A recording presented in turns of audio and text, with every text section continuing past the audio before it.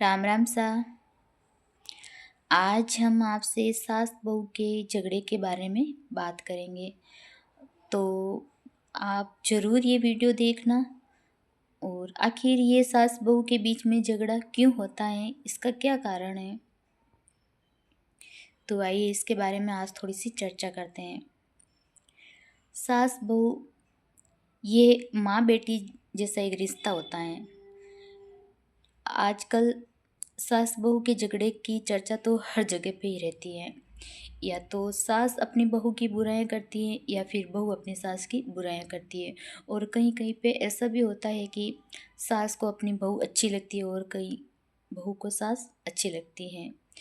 तो ज़्यादातर झगड़े के कारण एक ही है।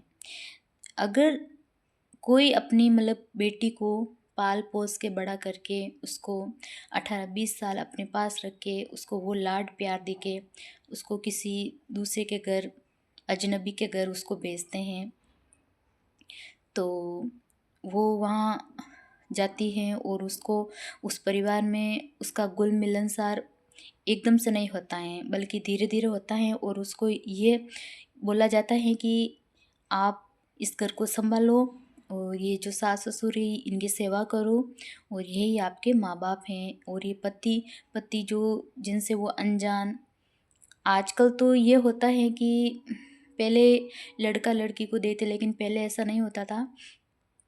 लेकिन फिर भी कुछ राजस्थान में और भी ऐसी शादियां हैं जहाँ पे लड़कियां अपने हस्बैंड को नहीं देख सकती और लड़का लड़की एक दूसरे से पहले मिल नहीं सकते।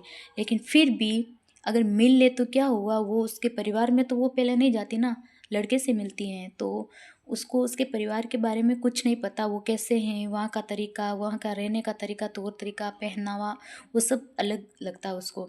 तो फिर भी वो कोशिश करती हैं कि उसके परिवार में वो ढल जाए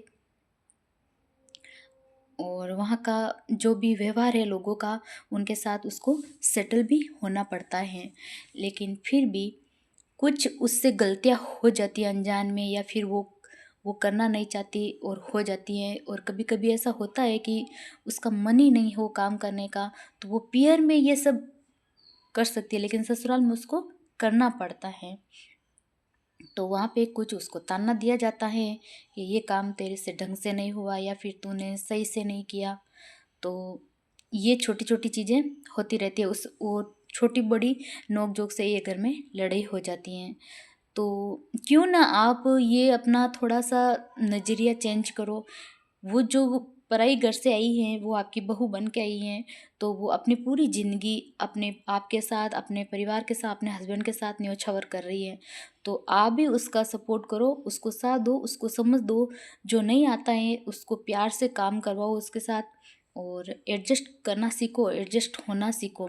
ना कि उसकी बुराइयां किसी दूसरे के सामने करो, बल्कि उसको समझाओ। जो काम उसको नहीं आता है तो आप उसे प्यार से भी समझा सकते हैं और वो बात घर में ही रह जाती हैं, तो इससे थोड़े झगड़े कम होंगे। और सास को बहू को चाहे कुछ भी हो जाए अपनी बेटी मान के चलना पड़ेगा। सास बस अपनी बेटी की तारीफ करती रहेगी कि ये मेरी बेटी है, ये पराए घर से आई है, मेरी बहू है। तो बहू को आप बेटी क्यों नहीं मानते? जब वो आपके बेटे के पीछे आ गई है तो आप उसको अपनी बेटी क्यों नहीं मानते हो? आप उसको अपनी बेटी मानो और अपने घर का तौर तरीका उसको प्यार से समझाओ। और जो काम में उसका मन नहीं है तो आप ज़बरदस्ती भी मत करवाओ। आप धीरे धीरे उसको प्यार से समझाओ तो वो अपना आप खुद कर लेगी, ये सोच के कि ये मेरा घर है, मेरे को करना है। हाँ, वैसे तो उसका ही घर है, उसको करना है, लेकिन फिर भी आप थोड़ा सास मत बनो, आप माँ बनो। माँ बनो तो उसको आप में माँ ही दिखाई देगी, तो फिर वो दिल से आपको माँ बोलेगी, नहीं तो उसके मन में यही रहेगा ये मेरी सास है और मैं यहाँ की बहू हूँ। तो आप अपनी बहू को बेटी बनाओ और प्यार से उसको समझो। और ना छोटी मोटी गलतियाँ तो हर इंसान से, कोई भगवान तो होता नहीं है, सबसे गलतियाँ होती हैं। लेकिन आप उसकी गलती किसी बाहर वाले को मत दिखाओ, बल्कि उसको बाहर वाले के उसके सामने भी तारीफ करो, वो ना हो तो भी तारीफ करो, ताकि वो बात उसके वापस वो बात उसके पास आएगी तो उसको समझ आएगी कि देखो मैं मुझसे कितना प्यार करते हैं, तो वो अपना आप ढल जाएगी। इससे सास बहू में कड़वाहट भी कम होगी और झगड़े भी कम होंगे। और बहू से भी मेरी विनती है कि उस परिवार को अपना परिवार माने और छोटी मोटी बात हो जाए तो एडजस्ट करना सीखो। सास को वो अपनी माँ मानो, लेकिन पहले सास को अपनी बहू को बेटी बनानी होगी, तो फिर वो खुद ही सेटल हो जाएगी।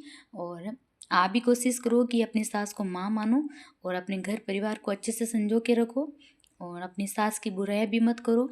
और जितना हो सके अपनी खुद की ससुराल की बातें अपने पीहर तक मत पहुँचाओ।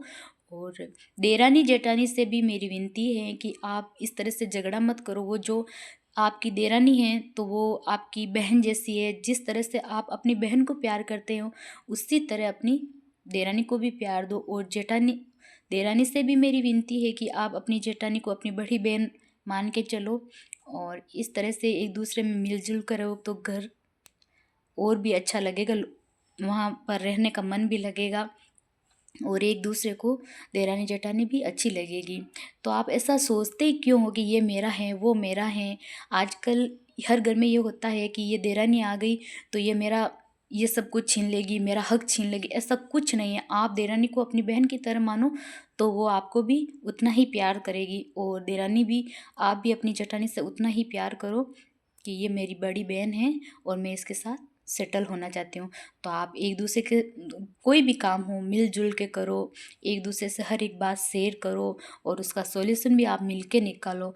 तो इस तरह से घर में झगड़े भी कम होंगे, वरना नहीं तो ऐसे ही झगड़े चलते रहेंगे और घर का बंटवारा धीरे धीरे हो ही जाएगा।